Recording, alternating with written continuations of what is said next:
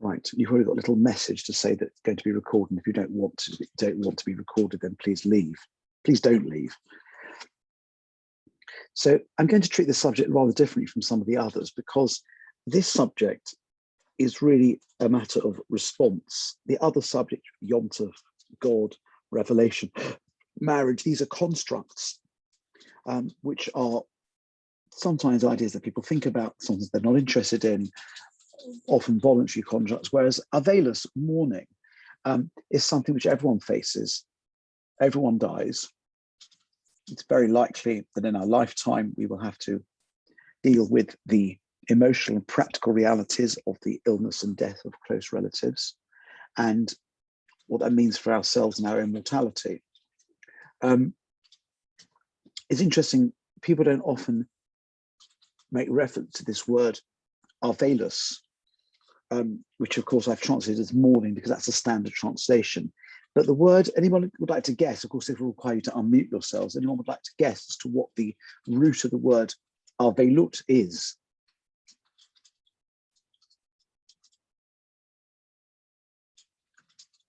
I can't tell whether the unmute function has failed or no one's responding. If you want to answer, you have to unmute yourself. If you're shy, you can put it in the chat. The root of the word Aveilut is aval, which means but. It's butness, that a person who is in a state, has experienced a bereavement, is in a kind of state of disbelief, but they can't kind of cope with their own reality. There is a huge mismatch between the reality they're experiencing and how they would like the world to be, about the vast gulf between the way the world was previously and it is now, and how they imagine it will be in the future. It's a certain butness, but is this really my reality? It's an interesting example of how a simple Hebrew word can be turned into a construct.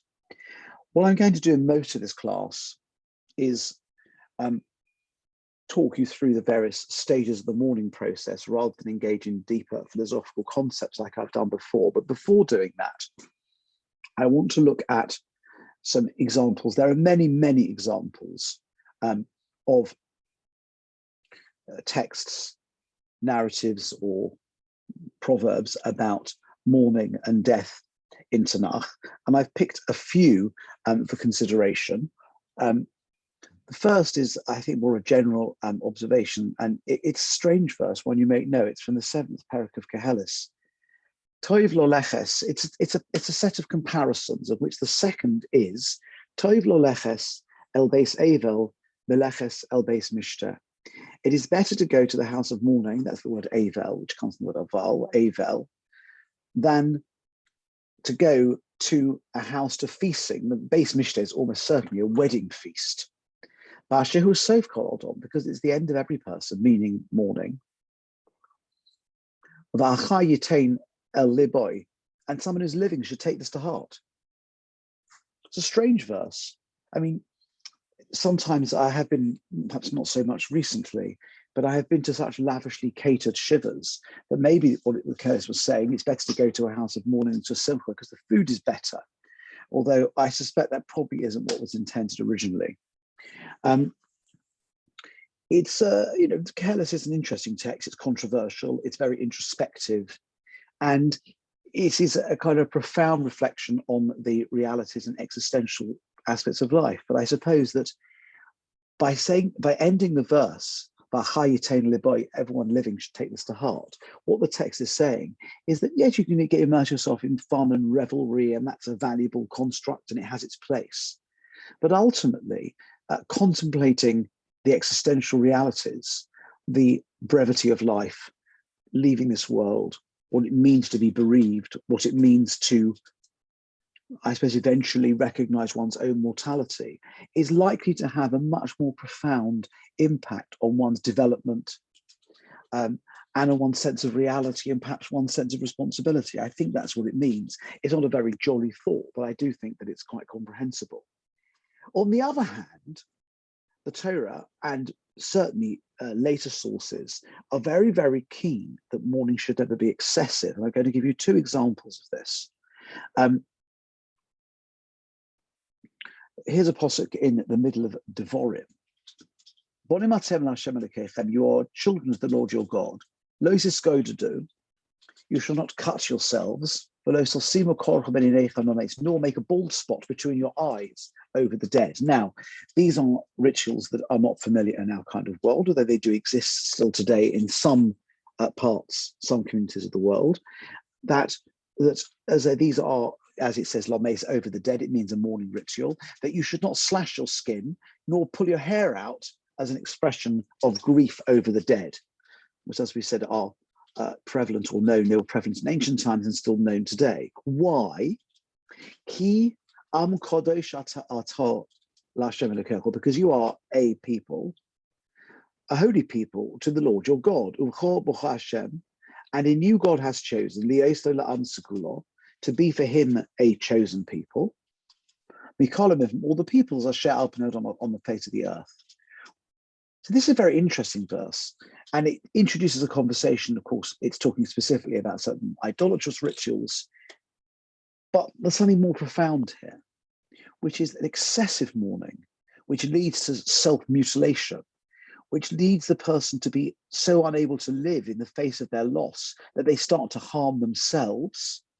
Self-harm here, perhaps of a minor sort, nonetheless speaks of a certain sense that really one wants to share in that loss. One wants to, as it will, almost kind of see oneself off in some way. You know, there are many theories about how self-harm works, but this is clearly a reference to it.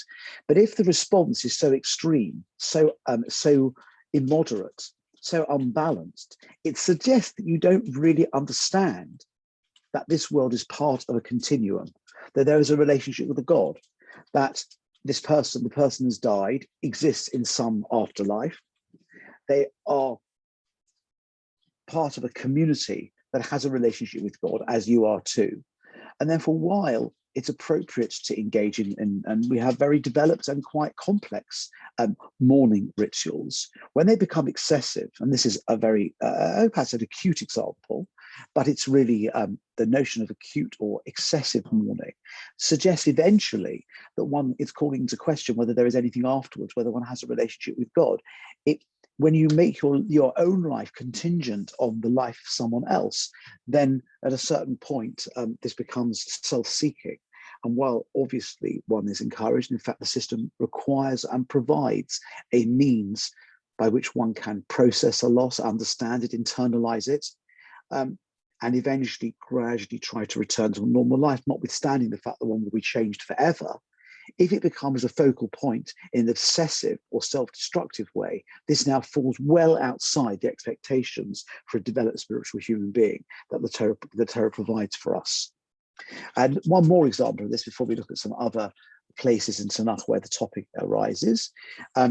So the first time there's any kind of mourning ritual, we're already, by the time we get to Avram and Sorah, we're already on the 20th generation since creation, and we hear of the murder of Hevel, of Abel, but we don't hear anything about any kind of mourning activities. We hear of the death of the successive generations from Adam right down to Terach, who's the father of Avram, but we just hear that they die. We just hear that they die. We don't hear anything at all about their mourning. We just hear that they die. We don't hear anything that they're buried. We don't hear any kind of mourning. The first time the Torah makes any reference to mourning behavior or burial is the death of Sorah. So in chapter 23 of Bereshis, V'atomas Sorah b'Kiryas Arba hi Chevron beretz Canaan, and Sorah died in Kiryas Arba, which is Chevron in the land of Canaan. V'yovai Avraham lispoid l'Sorah v'livkoso, and Avram came. And where he came from is an interesting question, but it's not our question. Lispoid, to eulogize for Sorah. I don't like this translation, to mourn. The word lispoid gives us the noun hesped, which means to deliver a eulogy. A hesped is a do, so lispoid means to eulogize in English. The Sorah v'livkoso, for Sorah, and to cry for her. And then the story unfolds. Avram has not made any burial arrangements. He negotiates with the locals, with a man called Ephron, and eventually, at what appears to be an exorbitant price, purchases the burial plot that we know as Ma'oras HaMachpelah, the Cave of Machpelah, which is in Chavroin. And then at the end of the text, we hear that once the negotiations are complete, which of course might have taken in an hour, we don't know how long this took, Avram pays the money and then buries Sarah in the cave, which will then be the place where he and his descendants will subsequently be buried. The interesting thing about this is that Avram comes to eulogize Sarah and to cry for her. Now, you'd have thought that he would cry first after when he hears about her death.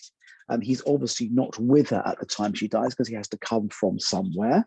And as the Midrashic sources suggest, he's en route home from the Akedah, which is the major narrative of chapter 22, the chapter before. But first of all, he eulogizes her, which means he speaks of her good qualities, and then he cries for her, and it seems to be rather, perhaps even controlled. And actually, although it's not evident here, in the Sefer Torah, the letter Kaf is written in a smaller than the other letters, half the size. And this is understood that it's understood that his mourning was appropriate, but it was measured.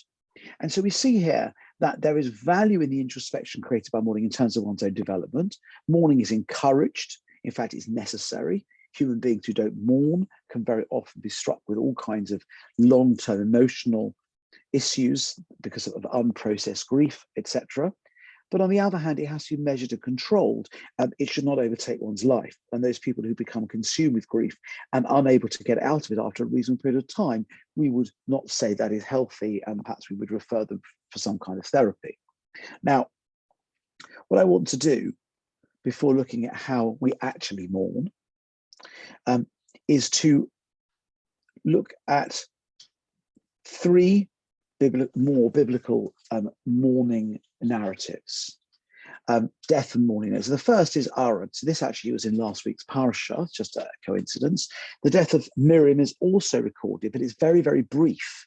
So I didn't include it. There's a longer record of the death and a little bit about the mourning of Aaron. And they traveled from Kadesh and Bnei Israel. All of the community came to Har. I'll read it in English. God spoke to Moshe and Aaron in Har by the border of the land of Edom, saying, Aaron should be gathered to his people. So this is a phrase that has appeared several times in the Torah already. Being gathered to one's people. The death is described here. I don't know how much to do that. Let's go to that. Death is described here as being gathered to one's people. It's a funny phrase. Ye osef Aaron el amov means Aaron will be gathered, or let Aaron be gathered to his people. Right? Now, he doesn't say he's going to die, although we will discover that he dies. He uses the word to die shortly. It's not a euphemism. It's describing somehow or other that he is going to rejoin his ancestors, that he's going to go to a place where those who have, as they use that rather funny phrase, have gone on before him, are there in some form. He's going to rejoin them, and he's going to join his people. He's going to reconnect with a kind of the spiritual root from where he came and to where he will now go. Why has he got to die now? And this is to do with the narrative. It's because he shall not enter the land which I have given to the children of Israel, because you rebelled against my word, the bush of Meribah. And of course, we know this story appears very shortly after the striking of the rock, and we know that Moshe in the end will die in the desert and not enter the land for the same reason, although that's still several weeks away in the narrative. So then there's a whole performance. Take Aaron and Elazar his son, bring them up to Mount Har, strip Aaron of his garments, put them on Elazar his son, because Elazar is going to be the new Kohen Gadol. Aaron shall be taken and die there. So Aaron Yale safe, Aaron will be gathered. The translation is pinched from I can't remember, possibly from Sepharia, but it's actually inconsistent because Yale safe means to be gathered. It doesn't translate that. There's Aaron Yale, so Aaron will be gathered. We'll make sure and he will die there. So there's a sense that this is a rejoining, that there's an end of a journey, that this is something in which perhaps the journey began maybe before birth, and the journey quite possibly is going to continue after death, and he's going to rejoin.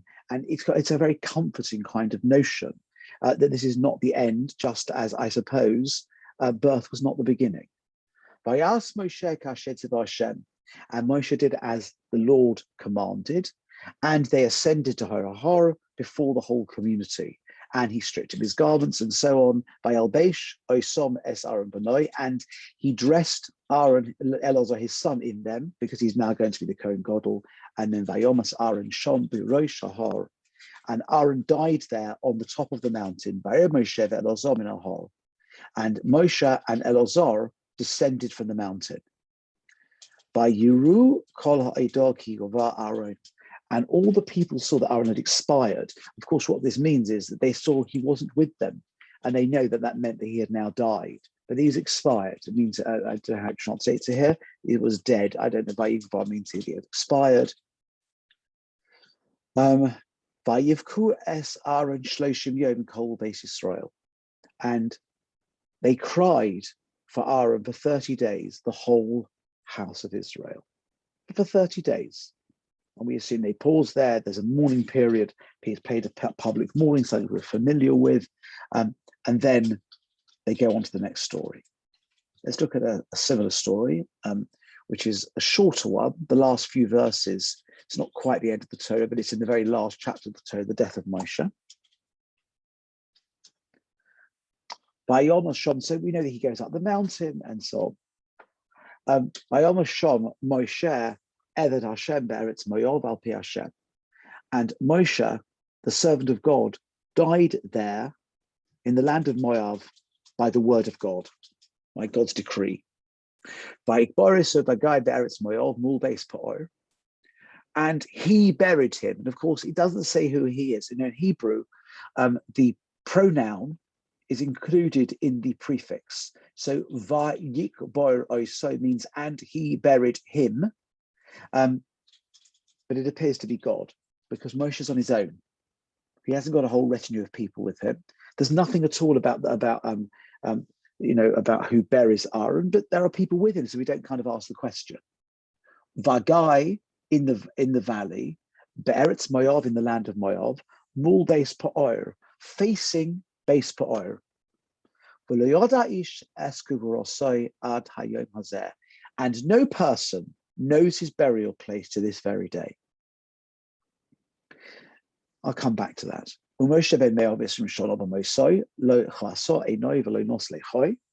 very familiar text. I've laid this many times on Simple Torah. And Moshe was 120 years old at his death.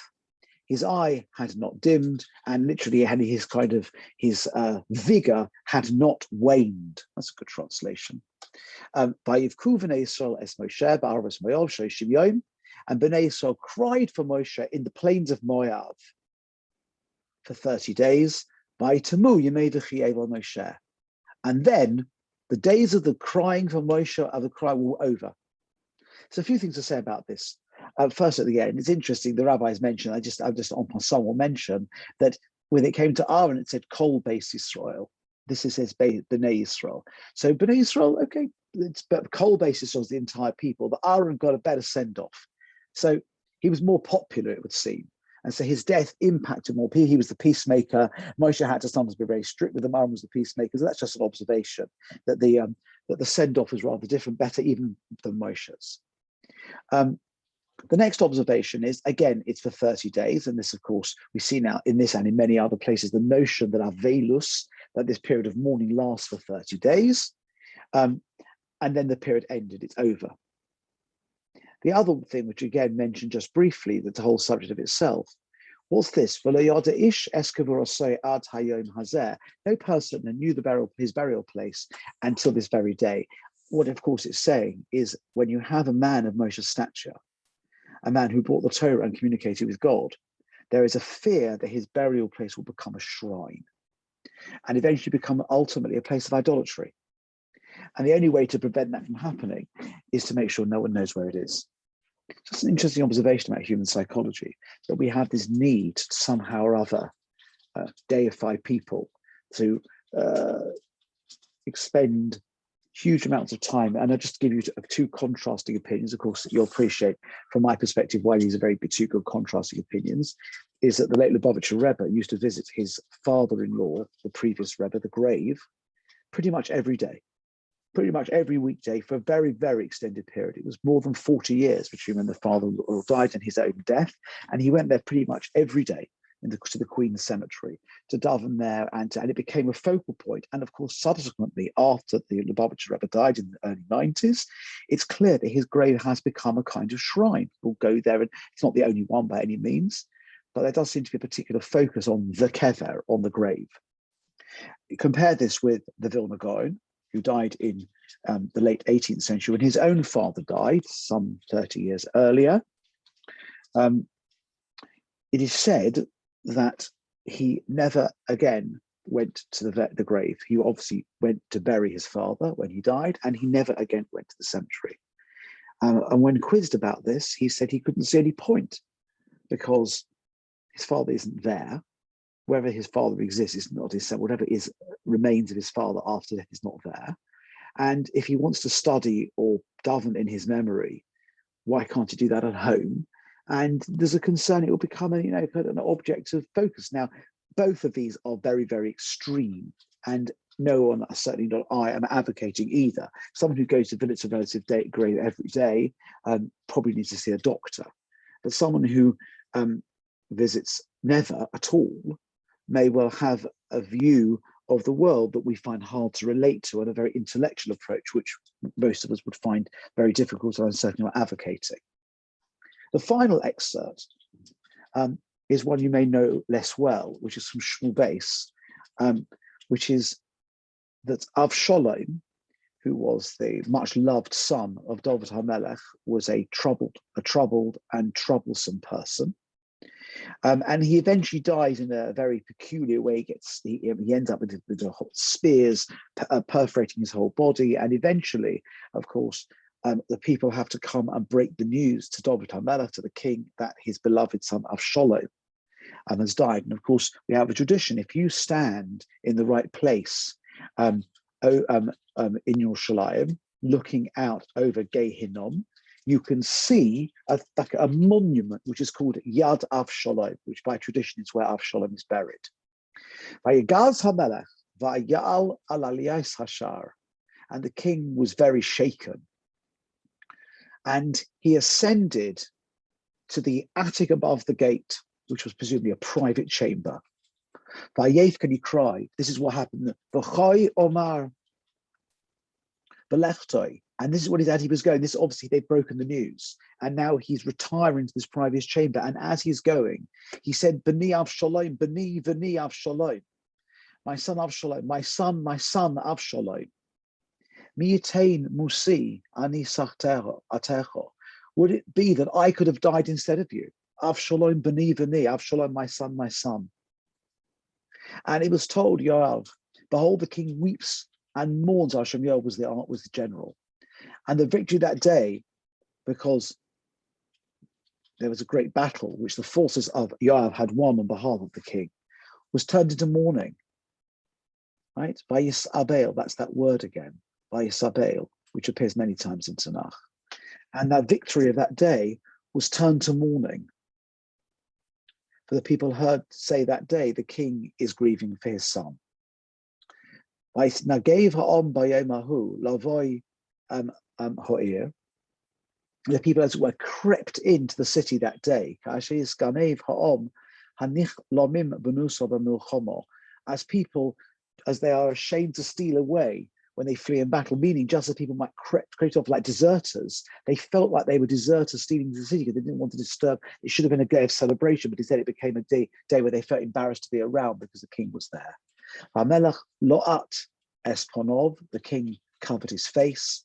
Vayizak hamelach kogodoil, and the king cried out with a great sound, "B'ni Avshalom, Avshalom, b'ni v'ni." My son Avshalom, Avshalom, my son. It's a very moving passage, and perhaps in terms of how raw the grief is, and exactly what he's saying at his moment of grief when he finds out this horrible news, perhaps it is a unique passage. But it paints David HaMelech, the great singer, the great king, the great leader, as a very ordinary human being hearing tragic news and behaving like a normal person, repeating his son over and over, I would have died instead of you. And he can't bear to be with people. And he creeps into a little chamber, and everyone else realizes they don't want to be around, and they kind of make themselves scarce, even though it should have been a day's celebration. And the king, and then eventually the story moves on, and he gets up from his mourning and life continues.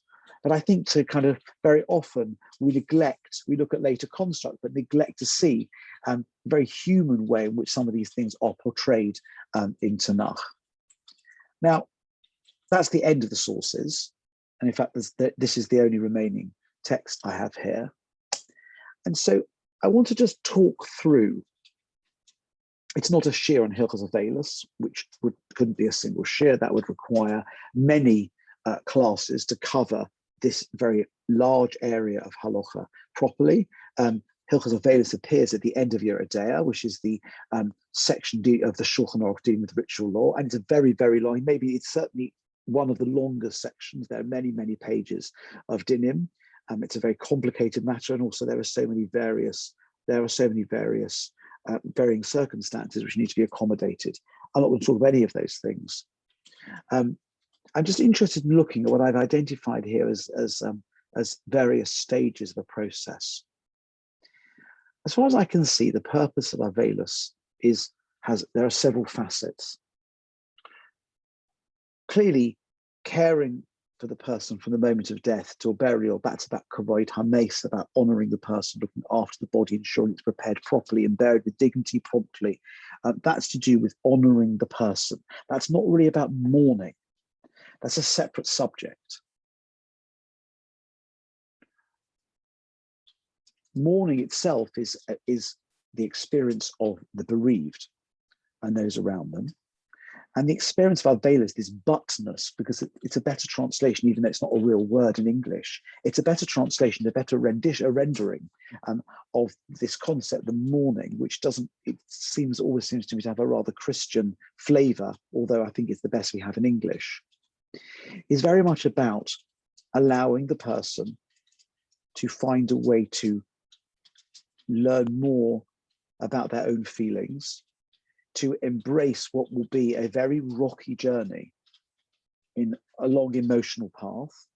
You know, we're very used to people talking about 5 stages of grief and things. These are modern constructs which you can find very clearly accommodated and embraced, perhaps not so explicitly and perhaps not exactly in the same structure, but in principle, in Jewish mourning rules.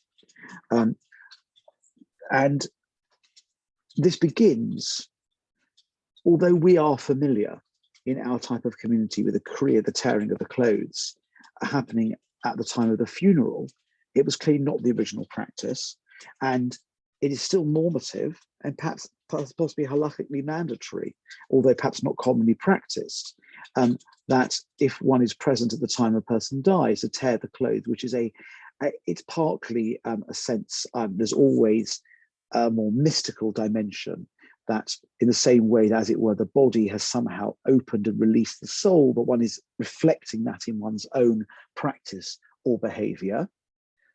But at a much simpler level, and it's obvious from the various Gemaras that talk about this, this is an attempt to provide a person with an outlook for what can be very extreme anguish. The Torah forbids you to slash yourself. It forbids you to pull your hair out. It forbids extreme mourning practice, but it acknowledges that there's a real need to kind of express the anguish in some kind of very physical way. And perhaps we've done this in a rather sanitized way, but it was never quite intended like that. And that's the beginning of kind of facing the reality, as is the real reason for very quick burial, is honor to the person. Again, that takes us out of the dimension of Aveilut, which is for the bereaved. But I also think, and of course, in earlier times when there wasn't refrigeration, it was necessary for technical and very obvious reasons to bury people quickly. But I also think that it's about allowing the process to begin. Before the burial, the process of examining one's feelings, internalizing the waves of ups and downs and sadness and ability to think or not think, all that goes with the mourning spirit cannot begin while the person lies unburied. And this is one area which I could never really come to terms with, never really understand it in other cultures. not only is it quite normative for a burial to take place a couple of weeks after the person dies, but they often express astonishment and perhaps almost revulsion, the fact that we bury very quickly. This is something which I'm not sure I ever come to terms with or quite understand. And sometimes when burials are delayed in our community for whatever reason, sometimes reason beyond one's control, it can be very painful indeed.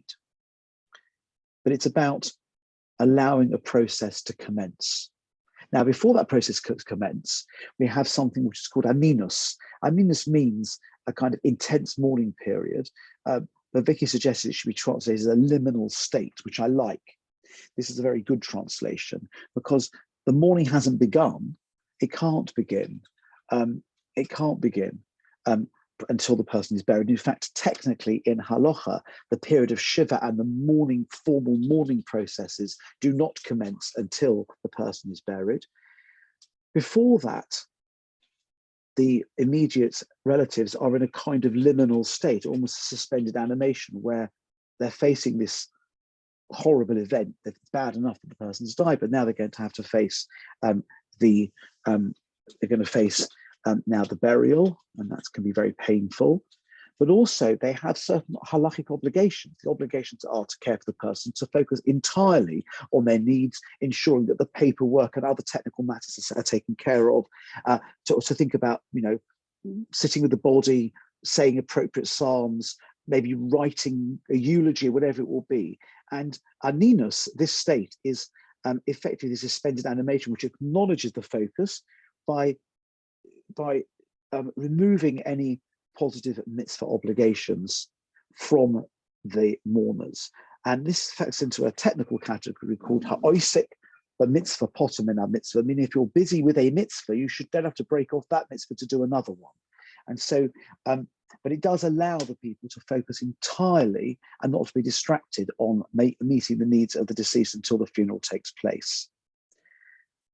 All of this I see as partly beginning to embrace from the very beginning what has happened, and however harsh it may be, beginning a journey in which one becomes reconciled.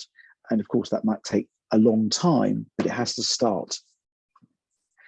I'm not going to talk about burial in any detail. Burial itself is not part of the mourning process, but once the burial is complete, then what's called then Aveilut, Aveilus, which we discussed already, rather than Aninus, commences.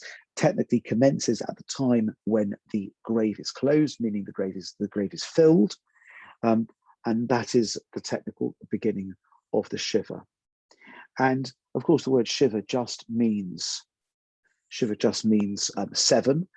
Because it's by convention and by derivation, even though all these rules are actually rabbinic, they thematically derive from Tanakh, a period of Shiva. And the purpose of Shiva is that the relatives effectively withdraw from normal life. They don't make their own food.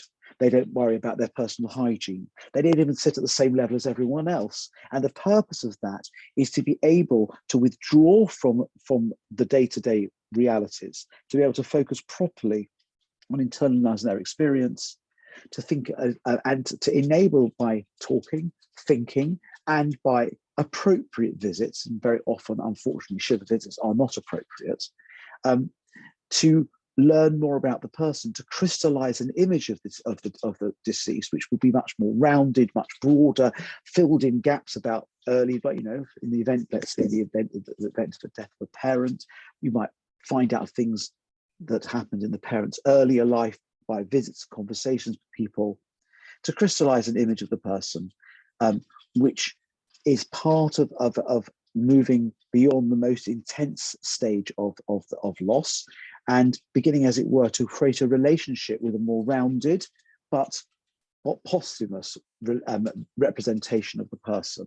But primarily, as I said, I think it's about recognizing the harshness of the experience and the need to completely immerse oneself in one's feelings by withdrawing from the world. And all the dinim of Shiva about withdrawal from the world, as I said, withdrawal from about personal hygiene, not even sitting at the same level, other people make your food, and so on, as I've said. And during the Shiva, it's only permitted to leave one's house for very specific reasons. In ordinary circumstances, and of course, for the last 18 months or so, we've not lived in ordinary circumstances, but in ordinary circumstances, the reason why people have a minyan in a shiva house is not because there's some magic about having a minyan in a shiva house, but because the Aveilut aren't supposed to go out, which means the minyan has to come to them. But the purpose of a shiva is not a minyan. The minyan is adjunct. The purpose of the shiva is the thoughts, conversations, and crystallization of the image, so it's of the person, which is part of a mourning process and coming to terms with the reality. Once the shiva finishes, we move to a period called shloshim, which is 30 days, which is a less intense mourning period. And you can see already the references to shloshim, which we've seen in some of the texts that we have studied. And in din, in halacha, Aveilut ends after shloshim, after 30 days. Sometimes that's curtailed by Yom Tov, but again, we're not getting into the technical stuff. The purpose of the shloshim is to continue a lower level withdrawal from much of one's experiences. So anything which is distracting, so overtly distracting, concerts, music, weddings, things which are very, very misaligned with one's experience, one avoids. But it's permitted to go back to work, to leave the house, with the exception of having haircuts, to return to normal personal hygiene, and to live in a kind of slightly less intense experience. And Aveilut technically ends at shloshim. Of course, no one is obliged to return to doing any of these things once the shloshim finishes, but one may. Then, for parent only, a lower level mourning continues for the rest of the year. Now, I understand that the Yud Beis Chodesh, the 12 months, which is the year of course, whether it's actually a year will depend on whether it's a leap year, because of the oddity of the Jewish year is that 12 months could have passed, but it's still a month until the anniversary of the death if it's a leap year. This goes back to where we started from. It's no longer Aveilut. Aveilut ends after shloshim. This is kibbud of this is honor due to the parent, to the father or mother, and that's of course why it only appears the parent. It's about recognizing, reflecting on the fact that one only exists because of one's parents, what they gave to us. It seems when the loss of a parent, the chain to the past, my very existence, a longer period of introspection and considering, as it were, keep putting them in our thoughts is appropriate, as determined by the rabbis for a year. I might look at these the other way around. And the yahrzeit, of course, yahrzeit is just a Yiddish word drawn from German, which means a year's time. It means, of course, an anniversary. It's just a word for an anniversary. Or Sfaradim called it a hilula, which is a more kind of a celebratory word for the same kind of thing, about thinking about marking the anniversary of the death. Some will do it in traditional Ashkenazi circles. People finished learning, and often fasted on the day. In more Hasidic circles, possibly drawn from some of the jollier Sfaradim, it became more of a celebratory thing, time for a l'chaim rather than for fasting. But it's also a question of a notion of a siyum, meaning that there are stages of this process, and acknowledging them, articulating them, speaking about them, and experiencing them are very much part of the psychology of Aveilut that enable the person never to forget the person, to always keep in their thoughts and be influenced by who they were and what they were, but not to impede the progress of normal life. And just to we mentioned here, I probably should have put it afterwards, the concept of matzeva. So the matzeva is really means a standing stone. We call it a tombstone or a gravestone. And matzeva is actually thematically a biblical construct. If you're familiar with the story of the death of Rachel, she dies in childbirth on the route to Ephros, and Yaakov erects a stone to mark her grave. There is a technical purpose of a matzeva, which is it is not permitted to walk over a grave for no reason. It is important for Kohanim to know where graves are, so they don't come in contact with them. And it became normative in Jewish circles to mark the grave, to make sure it was clear there was a person there, so that this place was treated with the sanctity it deserved. It subsequently became the practice to use it as an opportunity to memorialize the person in some way, and therefore have an inscription or some other a way of memorializing the person's life, something about them, their basic information, their name, birth, death, and so on, family members, or whatever it will be. But that's again a later construct. The original purpose of a matzeva was to mark the grave for technical halachic purposes. And by the time one ends the year, then after that, one just has the anniversary of the death. And so on, which enables one, I think, probably a sort of in a very small way to re-experience and think through the various stages of mourning, but in a more controlled and contained way. And so I just thought this would be an opportunity. It has not been like the other sessions. It's quite different in terms of its tone. I'm going to stop the share now. And I just thought that I'd share some ideas about the balance the Torah expects us to have in this issue, and then talk through how I see what the purpose of the various stages are to help. And what I find always fascinating is how well aligned these various stages are with a kind of modern understanding of the psychology of grief. Any questions?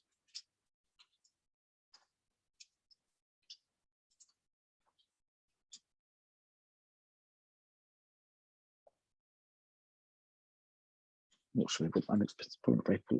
Is anyone awake? I can see a couple of faces. Well, can I ask a question? Yes, of course, Jonathan. You should speak up a little bit. You're a bit quiet. Oh, I've got my microphone here. That's fine. It's better. It's fine. It's fine. It's fine. I'll pull it out. It's fine. It's fine. I can hear you fine now. Can hear you fine. Is that okay? Yes. When the funeral is delayed for whatever reason, the yacht site is then on the anniversary of the burial rather than the anniversary of the death. What's the reason for that?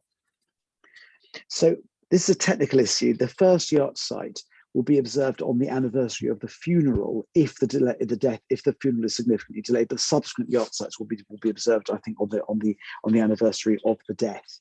And I think that is because you reach a stage where it's not going to be a complete year, because you end up with a dispatch that more than 3 days is treated as a sort of like a bit missing from the year. I don't think it has any great spiritual significance. I think it's a technical matter.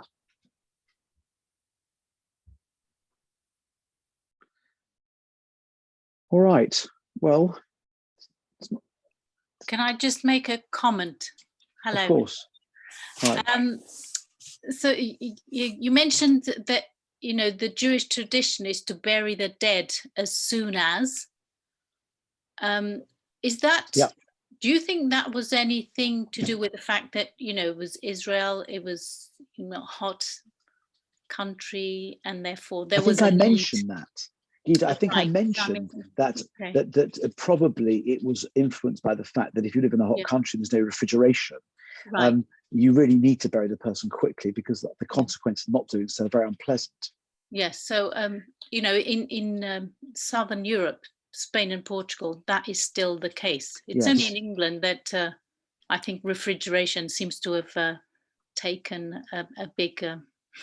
Yes, I also think that there is also, I think there's also a cultural sense that doing things too quickly, it's a bit almost undignified. Yes. It's what I recall, and I've told this story many times, that when I was at my first shul, it's a long time ago, although Lisa will remember my first shul in Loughton, having visited us there many times. I remember we had a caretaker, I would guess was then in his 60s.